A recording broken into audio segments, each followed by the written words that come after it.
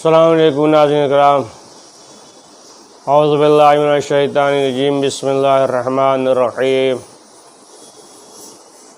الحمدللہ رب العالمین، والصلاة والسلام علی اشرف الانبیاء المرسلین وشفیع المذنبین، انیس الفقراء والمساکین، سیدنا و حبیبنا و شفیع ذنوبنا و طبیب قلوبنا مولانا بالقاسم محمد،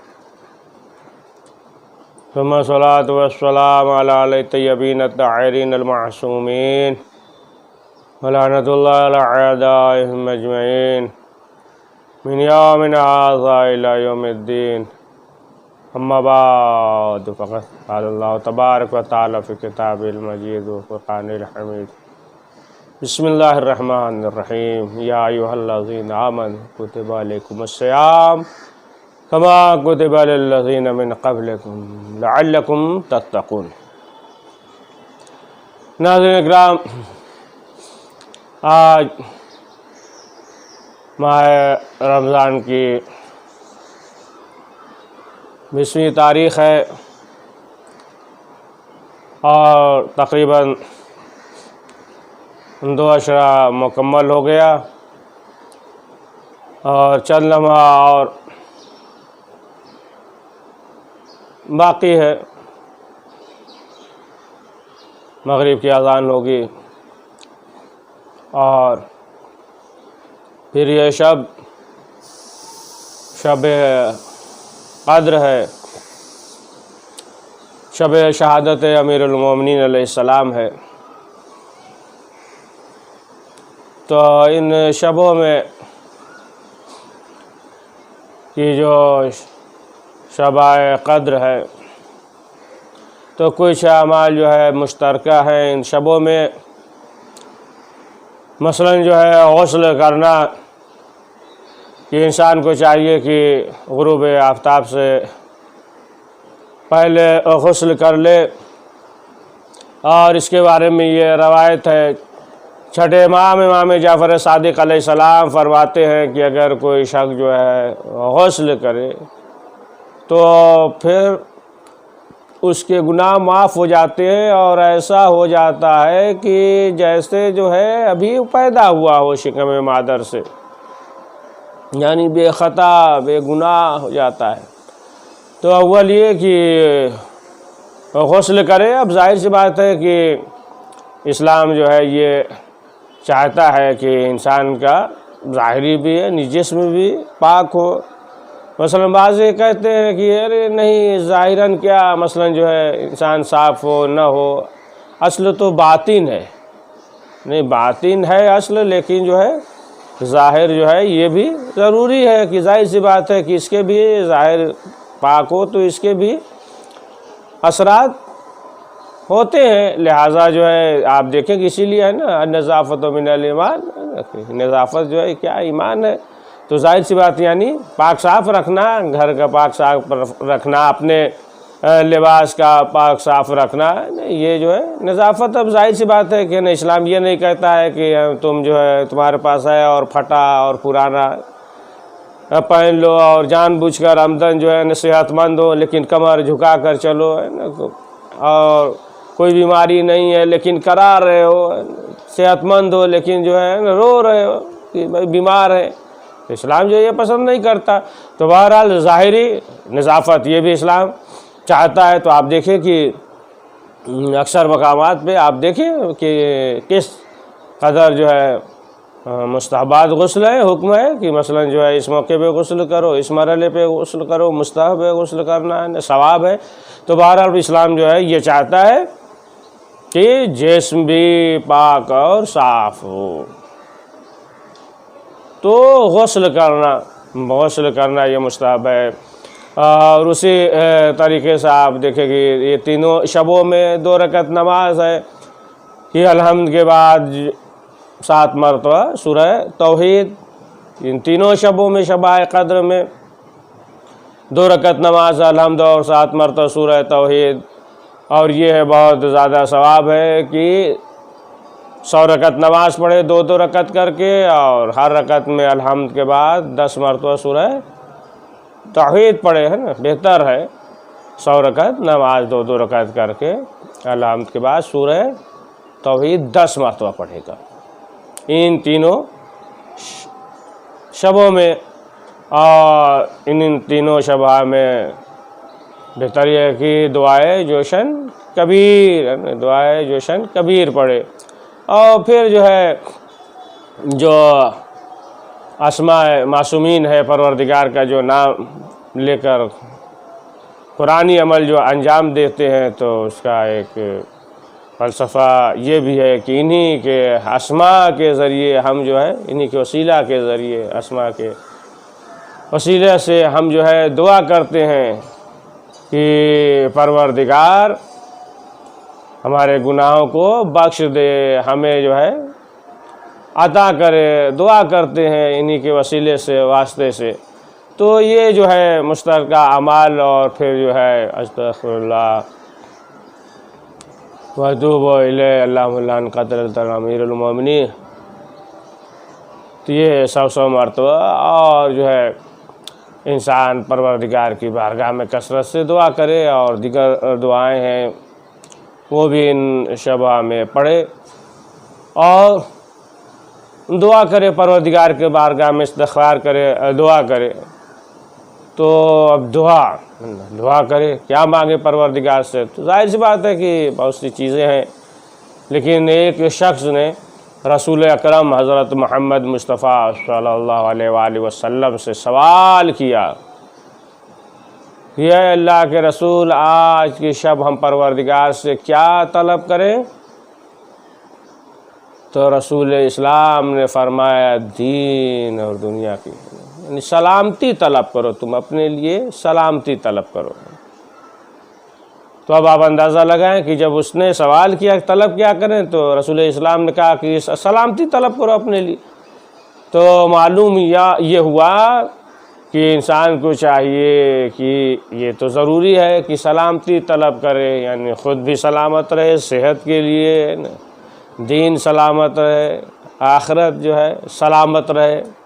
تو اب آپ دیکھیں کہ جو حالات ہیں، ظاہر سی بات ہے کہ انسان جو ہے زیادہ سے زیادہ اپنے صحت کے لیے دعا کرے، دین سلامت رہے دعا کرے، دنیا آخرت کے لیے دعا کرے۔ کہ آپ دیکھیں کہ کس طریقے سے جو ہے لوگوں کے آخرت پہ، لوگوں کے عقیدے پہ حملہ ہو رہا ہے، کس طریقے سے لوگ جو ہے ڈاکہ ڈال رہے ہیں، لہٰذا جو ہے سلامتی کے لیے دعا کرے کہ انسان جو ہے دنیا میں بھی کامیاب رہے اور آخرت میں بھی کامیاب رہے۔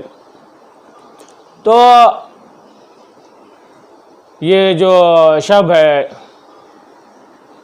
جس کے لیے خود جو ہے رسول اکرم حضرت محمد مصطفیٰ صلی اللہ علیہ وآلہ وسلم نے فرمایا ہے کہ یہ رات، چھٹے امام جو ہے روایت کرتے ہیں کہ شب قدر، کہ یہ رات جو ہے راتوں کی سردار ہے۔ شب قدر جو رات ہے یہ راتوں کی سردار ہے، اور جو یہ بھی ہے کہ یہ دن جو ہے باقی دنوں کے قلب ہے۔ اور رسول اسلام نے فرمایا کہ مہینوں کا سردار ماہ رمضان ہے، مہینوں کا سردار، اور راتوں کا سردار جو ہے یہ شبہائے قدر ہے، یہ راتوں کا سردار ہے۔ اس طریقے سے آپ دیکھیں کہ دنوں کا سردار جمعہ ہے، دنوں کا سردار جمعہ ہے، مہینوں کا سردار ماہ رمضان ہے، انبیاءوں کا سردار وہ رسول اکرم حضرت محمد مصطفیٰ صلی اللہ علیہ وآلہ وسلم ہے، ولیوں کے سردار مولا علی ہے، جنت کے سردار حسن اور حسین ہے، عورتوں کی جنت کے سردار شہزادی فاطمہ ہے، کتابوں کا آسمانی کتاب کا سردار قرآن مجید ہے، ملائکہ کا سردار یہ جناب جبرائیل ہے۔ تو معلوم یہ ہوا کہ ہر ایک کا سردار ہوتا ہے نا، محلے کا بھی سردار ہوتا ہے، گھر کا بھی سردار ہوتا ہے۔ تو اسی طریقے سے ہر ایک کا سردار ہے، مہینے کا سردار ہے، دن کا سردار ہے، جنت کا سردار ہے، ولیوں کے سردار ہے، انبیاء کے سردار ہے، ملائکہ کے سردار ہے، کتاب کا سردار ہے۔ تو اسی طریقے سے ان اعمال کا بھی سردار ہے، اسی طریقے سے اعمال کا بھی سردار ہے۔ تو تمام اعمال میں سے جو افضل ہے وہ نماز ہے۔ تو کیا اعمال کا سردار نماز ہے؟ تو معلوم یہ ہوا کہ اعمال کا سردار نماز بھی نہیں ہے۔ تو پھر کیا روزہ ہے کہ انسان جو 1 مہینہ روزہ رکھ رہا ہے تو اعمال کا سردار روزہ ہے؟ تو معلوم یہ ہوا کہ اعمال کا سردار روزہ بھی نہیں ہے۔ تو پھر کیا حج؟ کتنا پیسہ خرچ کر کے لوگ جاتے ہیں، اتنی زحمت ہوتی ہے، تو کیا اعمال کا سردار حج ہے؟ تو اعمال کا سردار حج بھی نہیں ہے۔ تو ہر چیز کا سردار ہوتا ہے، انبیاء کے سردار رسول اکرم ہے، مہینوں کا سردار ماہ رمضان ہے، دنوں کا سردار روز جمعہ ہے۔ تو ہر ایک کا سردار ہوتا ہے۔ تو پھر عمل کا سردار کون ہے؟ تو معلوم ہوا عمل کا سردار جو ہے، اعمال کا نماز بھی نہیں ہے، روزہ بھی نہیں ہے، حج بھی نہیں ہے، دیگر چیزیں نہیں ہیں۔ تو پھر اعمال کا سردار کون ہے؟ تو آئیے رسول اکرم سے سوال کرتے ہیں۔ تو رسول اکرم نے فرمایا کہ حب علی سید الاعمال۔ سمجھا؟ یعنی اعمال کا سردار وہ محبت علی ہے، حب علی سید الاعمال۔ اعمال کا سردار جو ہے وہ علی کی محبت ہے۔ تو معلوم یہ ہوا کہ اگر جو ہے علی ابن ابی طالب مولائے کائنات حضرت علی علیہ السلام کی محبت دل میں ہے تو پھر وہ عمل جو ہے قابل قبول ہے۔ اگر جو ہے اہل بیت کی علی کی محبت دل میں نہیں ہے تو پھر وہ عمل جو ہے قابل قبول نہیں ہے۔ اب اگر جو ہے انسان پروردگار اہل بیت علیہ السلام کی بارگاہ میں، اہل بیت علیہ السلام کی بارگاہ میں اگر جو ہے دعا کرتا ہے، ان کا واسطہ دعا کر کے دعا کرتا ہے تو دعا رد نہیں ہوتی ہے نا۔ اور مولا علی کی بارگاہ میں یا امام معصومین علیہ السلام کے بارگاہ میں اگر کوئی گنہگار آ جائے تو معصوم کو اختیار ہے کہ چاہے تو سزا دے، چاہے تو اسے معاف کر دے۔ یہ جو ہے معصوم کو اختیار۔ اب جو ہے جیسا کہ ملتا ہے کہ مولا علی کے زمانے میں، آئیے تھوڑا مولا کائنات کا ذکر ہو جائے کہ تھوڑا ثواب زیادہ لے کر اٹھیں۔ کہ مولا کائنات کے زمانے میں ایک شخص تھا، ظاہر سی بات ہے کہ انسان اس سے خطا ہو جاتی ہے، انسان اس سے گناہ ہو جاتا ہے۔ تو مولا کے زمانے میں ایک شخص تھا، اس سے جو ہے ایک گناہ سرزد ہوا، اس نے چوری کر لیا۔ تو چوری کرنے کے بعد اب وہ جو ہے مولا کی خدمت میں حاضر ہوا، کہا کہ مولا ہم سے گناہ سرزد ہو گیا، ہم نے گناہ کیا۔ کیا کیا؟ کہا چوری کی ہے۔ تو مولا نے کہا کہ کہا مولا ہمیں پاک کر دیجئے، حد جاری کیجئے۔ مولا نے کہا تمہاری انگلیاں کاٹی جائیں گی۔ کہا مولا ہمیں معلوم ہے۔ اب آپ دیکھیں کہ جو علی کا محب ہوتا ہے، علی کا چاہنے والا ہوتا ہے، اب جو کہا تو مولا نے حکم صادر کیا، قصاص جاری ہوا، اس کی انگلیاں کاٹی گئیں۔ انگلیاں کٹ گئیں، وہ چلا۔ اب جب چلا تو مولا علی کے فضائل بیان کر رہا ہے۔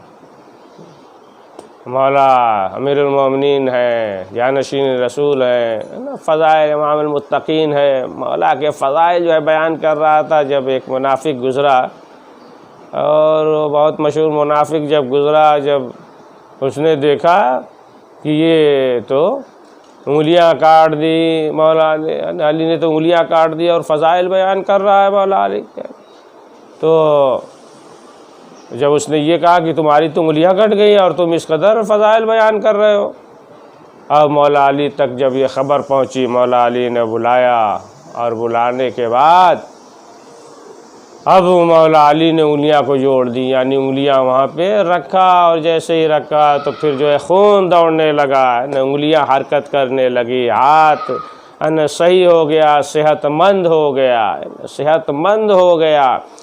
تو معلوم یہ ہوا کہ مولا علی نے یہ بتایا کہ دیکھو ہمارا جو بھی چاہنے والا ہوگا، مولا نے فرمایا جو بھی چاہنے والا ہوگا، اگر اس کے ناک پہ جو ہے نا 70 ضرب بھی لگائیں تب بھی جو ہے ہماری مخالفت نہیں کرے گا، ہماری محبت نہیں چھوڑے گا، اور جو منافق ہوگا پوری دنیا دے دیں گے تب بھی ہماری دشمنی نہیں چھوڑے گا۔ مولا علی نے یہ بتا دیا کہ دیکھو ہمارا جو بھی چاہنے والا ہوگا عذاب وقتی ہوگا اور جزا جو ہے وہ ہمیشہ کے لیے ہوگا۔ جو بھی اہل بیت معصومین علیہ السلام کا چاہنے والا ہے، جو بھی علی کا محب ہے، جس کے بھی دل میں علی کی محبت ہے، تو اس کے پاس بہت بڑی نعمت ہے۔ آپ دیکھیں کہ کس قدر جو ہے لوگوں نے کوشش کی کہ مولا علی کے فضائل کو لوگ بھول جائیں، لوگ بیان نہ کریں، یعنی 50 سال تک منبر سے جو ہے مولا علی کو برا بھلا کہا گیا۔ اب آپ اندازہ لگائیں کہ 50 سال تک مولا علی کو برا بھلا کہا گیا، کس قدر جو ہے لوگوں نے کوشش کی، کس قدر جو ہے لوگوں نے کوشش کی، یعنی حد ہو گئی۔ یہاں تک تاریخ میں ملتا ہے، یہاں تک ملتا ہے کہ لوگ جو ہے نماز کے بعد یہ فرض سمجھتے تھے مولا علی کو برا بھلا کہنا، اللہ اکبر، فرض سمجھتے تھے۔ تاریخ میں یہ ملتا ہے کہ ایک شخص تھا اور وہ سفر پہ تھا، جا رہا تھا، راستے میں ایک جگہ رکا، کھانا کھایا، رکا، اور اس کے بعد نماز پڑھی۔ نماز پڑھنے کے بعد مولا علی پہ لعنت معاذ اللہ جو ہے گالی وغیرہ سب ستم کرتا تھا، وہ دینا بھول گیا، لعنت مناوت کرنا بھول گیا، آگے چلا گیا۔ جب آگے چلا گیا تب جو ہے اسے یاد آیا، جب اسے یاد آئے تو پھر واپس آیا، اور آنے کے بعد اس نے لعنت بھیجی، اور پھر اس نے کہا کہ ہم بھول گئے تھے اور لعنت نہیں بھیجی تھی، لہٰذا کفارے کے طور پہ یہاں مسجد بنے گی، اور وہاں پہ مسجد کفارے کے طور پہ بنوایا۔ تو اب آپ دیکھیں کہ کس قدر جو ہے نا لوگ اہل بیت کے دشمن تھے، لیکن اہل بیت کے کمال و فضائل ہے نا، مولا علی کے فضائل تو اسی طریقے سے ہیں کہ جس طریقے سے جو ہے سورج ہے نا، سورج نکلتا روشنی ہوتی ہے تو پھر جو ہے بتانے کی ضرورت نہیں ہوتی ہے، وہ جو ہے ظاہر ہو جاتا ہے۔ لیکن اب آپ دیکھیں کہ آخرکار وہ وقت بھی آ گیا۔ ماہ رمضان کی آج 20ویں تاریخ ہے، شب قریب ہے کہ شب شہادت امیر المومنین علیہ السلام کہ وہ مولا کائنات کی شب کی تاریکی میں مولا علی کا جنازہ اٹھا، اور مولا اس شخص کے پاس رات کے اندھیرے میں جاتے تھے، اپنے ہاتھوں سے کھانا کھلاتے تھے، اپنے ہاتھوں سے پانی پلاتے تھے۔ جب پوچھتا تھا آپ کون ہیں، تو کہتے تھے کہ ہم مسافر کے ساتھ مسافر ہیں، غریبوں کے ساتھ غریب ہیں۔